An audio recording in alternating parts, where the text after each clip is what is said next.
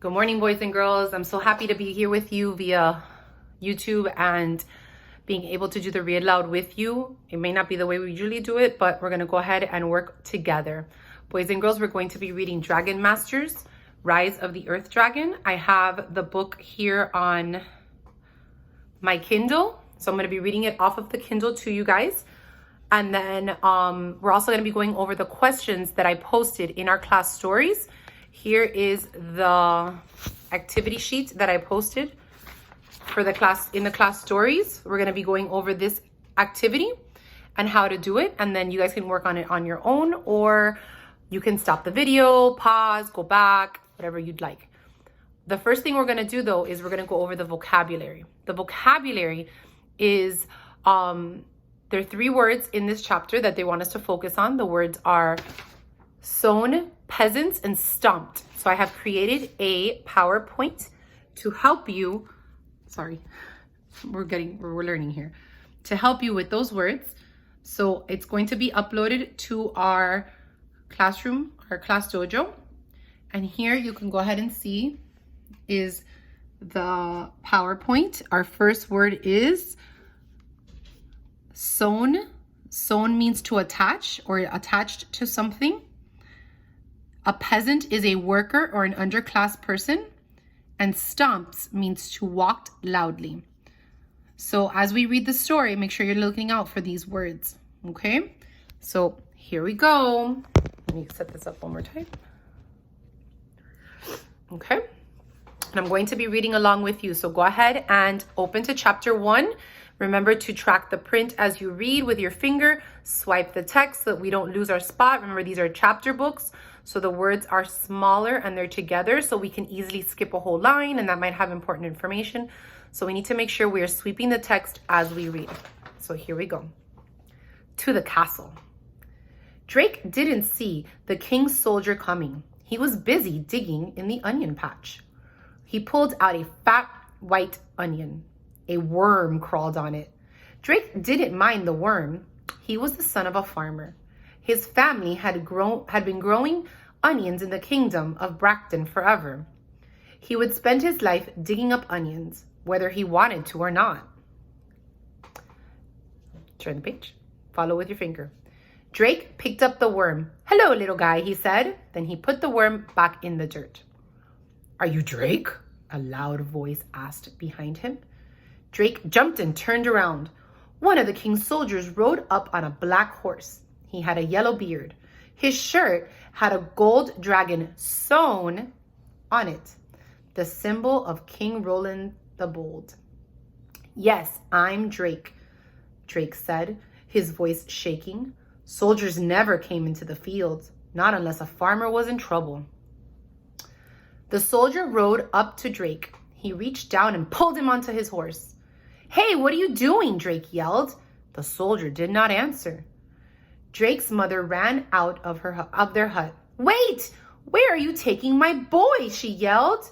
"To King Roland," the soldier said. Drake's heart jumped a little. He had always wanted to meet the king. "But he's only 8, his mother yelled. She marched up to the horse. "The king has chosen him," the soldier said. "Chosen me for what?" Drake wondered. He knew better than to ask the soldier questions. Peasants like Drake, vocabulary word, weren't allowed to speak unless spoken to. "The king will take good care of him," the soldier said. Then he spurred on the horse and sped off. "Drake, do as the king says," his mother called out. Drake had never been on a horse before. He held on tight. Drake's heart pumped fast as they raced through the village. They raced over the stone bridge. Finally, they stopped in front of King Roland's castle. And now there's a beautiful picture of where they raced through. The soldiers helped Drake climb down from the horse. He opened the castle door and gave Drake a shovel. They passed paintings and statues and people in fancy clothes. The soldiers stomped behind Drake as they walked through the halls. Drake wanted to look at everything, but the soldier gave him a push whenever he slowed down. Then they came to some stairs. They walked down, down, down. The soldiers stopped at the door. Where are we going? Drake finally asked. We are not going anywhere, the soldier said. Good luck. Then he ran back up the stairs. Hey, what do you mean? Drake yelled. But he was all alone. Drake looked at the big stone door. He felt afraid. But more than that, he was curious. He pushed it open and saw the face of a giant red dragon. Drake blinked. He didn't believe his eyes. Then whoosh, the dragon shot a huge fireball out of his mouth. That's the end of chapter 1. So, boys and girls, I dropped my paper. Hold on. Boys and girls, our vocabulary words were sown, peasant, and stomped. What you're going to do is on the first part, you're going to write, and you can do it on a separate sheet of paper. It doesn't have to be printed on this paper. You're going to write the definition of what sown, peasant, and stomped means. You can write the word and draw a picture if you'd like. The definition, I'm sorry, write the word, write the definition, and then draw a picture if you'd like. The first question was, which vegetable did Drake and his family grow in the kingdom of Bracken? Well, boys and girls, I remember reading about that. So what are we going to do? We're going to go back in the text to where we thought we found that answer. And it's going to click, sorry. And you can use your pencil to underline exactly where you found that answer. And if I look, it's definitely on page 1 and the answer's right there. So go ahead and underline your answer and put a little number. You could put a number 1. It doesn't say number 1, but you can go ahead and put a number 1 on it so that you know that that's going to be the answer to number 1. What was grown on the family farm in the kingdom of Bracken? Now, our next question is make an inference. And we know that when we infer, boys and girls, we have to think about the answer's not going to be there. You have to kind of figure it out. And the question says, how do you think Drake felt about working on the farm? When I read the story, it said that back on page 1, if you go back to page 1, it says he would spend his life digging up onions, whether he wanted to or not. How do you think he felt about that? The answer is your opinion, but that's definitely the answer, the sentence that's going to support that opinion that I think you're going to have. Okay?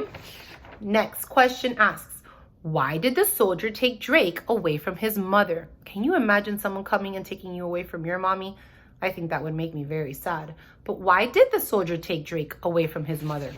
Well, if I go back in my story and I click through the pages, it tells me that right here, I believe it's on page 3, right in the middle, it tells you exactly why why the soldier is taking Drake away from his mother.